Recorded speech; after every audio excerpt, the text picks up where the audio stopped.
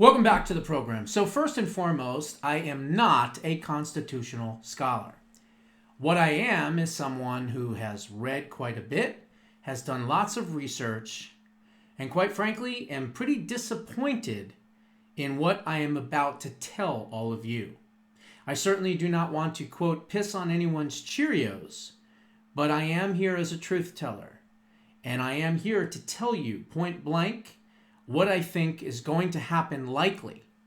And most of you are going to be pretty upset about what I'm about to tell you. The reality is this. This presidential pardon given to Hunter Biden is not reversible. It is not challengeable. And therefore, it is permanent. Moreover, the fact that he gave him a blanket pardon from 2014 when he became on the head of the board of Burisma Holdings in Ukraine. That's when a lot of the corruption started. That's when he influenced peddling, selling out America's, secrets to the Chinese and anyone else willing to pay top dollar. Those crimes now, unfortunately, cannot be prosecuted because of this. And he also said, quote, in the future. Now, what I am understanding is there has never been a pardon this broad and this far-reaching in presidential history. So can this be challenged? The answer, sadly, no, it cannot. And so where does this leave us? Well, it leaves us in a position in which myself, all of you, everybody that wants to see the arrest and indictment and jailing of all these deep state officials, not going to happen, folks. It's just not going to happen. Because if this is any indication, I would assume, and again, I'm just assuming here, that by the time January 20th rolls around, the Biden regime will have pardoned just about everyone that we want to see go to prison. Now, I know what you're thinking, Josh, are you sure? Is this really going to be the case? I don't know the answer to that. And I'm not trying to upset people, but I'm looking at the facts. And the facts clearly show me that he didn't do this on his own. He has handlers. And those handlers are in the intelligence community. And many of those handlers in the intelligence community are guilty, as we speak, of felonies.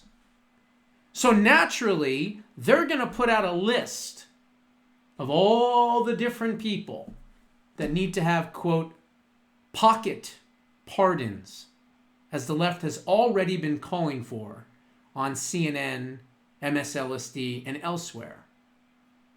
So what does this mean? Well, it means that the most amount of jail time possible, if Biden and this regime does what I think they're going to do, is basically going to be 4 months in jail. And why would these people have 4 months in jail? Because if they are given a full presidential pardon, they cannot, again, under any circumstances, use the Fifth Amendment during questioning. Which means what? No questioning at all, or they're going to ignore subpoenas from the House of Representatives, from the Department of Justice, wherever they may be coming from. And guess what? If they ignore them, there's only one thing we can do. We can hold them to the same exact standard as they did to Steve Bannon and Peter Navarro and others. And we can put them in jail for about 4 months. Now, is that enough? No. I want to see heads rolling. I want to see public executions if possible. I want to see jail. I want to see these people rotting away for life. That's what I want to see. But I don't foresee that happening. I just don't. So what's the positive here? Well, I guess the positive would be that we can still reform the Justice Department. We can still reform the FBI. And yes, we can put in safeguards. We can pass laws. We can do a lot of different things that would keep these people from never doing this again. Is that enough? Not really. I can sense the anger. I can sense the frustration, as I have. And it sucks to even have to say these words. But that's our system. That is Article 2, Section 2 of the U.S. Constitution. And so therefore, we live and die by that Constitution. Now, if there's any saving grace from this, this also means that it works the other way, where we can pardon anyone we want. Doesn't matter who it is. There's no precedent now because of this. And yes, it can be blanket pardons where it would cover from 2016 to 2024 and into the future. Okay? So there's a lot of things at play here. But yes, the left is going crazy. And the thing is like, duh, how did you not know that he was going to do this? I mean, I've said it before, and I'll say it again. I said, when he said he was not going to pardon his son, I said, when he said that, okay, fine. He probably won't pardon his kid. He'll just do what? He'll commute the sentence. You can go back to my videos from 6 months ago, a year ago, whenever the hell it was that Hunter Biden was convicted, and he said, no one's above the law, and I will not pardon my son, right? That's what he said. We know he's a liar, right? And at that time, I don't want to say I took him at his word, but I saw what he was doing, and I said, okay, he won't pardon Hunter Biden. He'll instead commute his sentence, which is a fancier legal term for pardon, commuting the sentence, right? But he didn't do that. So he completely lied. The left is shocked that the person who stole the 2020 election is now somehow a truthful, surrogate of the truth. And they're shocked that he lied? Of course he lied. He's a lying scumbag. He's never done anything good in his life. And he deserves to rot in hell. First in prison and then in hell. That's what he deserves. Okay? But that's not going to happen. Most likely not going to happen. So what does this mean? Well, it means that, as I said, a U.S. president cannot pardon crimes that were prosecuted at the state level either. So what does that mean? Well, that means that Jack Smith, federal prosecution, is likely going to be pardoned. Letitia James, federal prosecution, even though it's New York, likely going to be pardoned. Egron, pardoned. Judge Chutkan, pardoned. Juan Marchand, pardoned. All of these people, Fannie, they're all going to likely be part of a pardon. I hope I'm wrong. Gosh, I would love to be wrong on this one. It would be amazing if I was wrong. But if he just pardoned his son for 10 plus years, don't you think there's people right now in this stolen White House that are working night and day on lists of people to pardon at the last minute? Why wouldn't they? Why risk going to jail? Why risk Kash Patel and the FBI coming down on these people? Why risk Pam Bondi's Department of Justice coming down on these people? Look, I'm not trying to upset people. I'm just pointing out the facts.